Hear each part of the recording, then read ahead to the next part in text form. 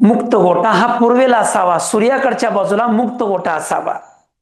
आता मुक्त गोठ्यामध्ये कॉन्क्रीट कुठपर्यंत टाकावं, तर जिथं तुम्ही शेडचं बांधकाम केलं किंवा शेडवर पत्रे घातल्यात जिथपर्यंत पत्रा आहे तिथंच पर्यंत. मग समजून घ्या, मुक्त गोठ्यामध्ये जी बैठक व्यवस्था आहे ती बैठक व्यवस्था जनावर कसंही बसणार. एक तर त्याला खुल्लं सोडलंय, कुठं तोंड करल, कुठं पाठीमागचा बाजू ठेवल, कुठं मुंडकं करल, कुठं शिफ्टीचा भाग ठेवल, कुठं काच ठेवल, हे ज्याच्या त्याच्या आवडीचा विषय.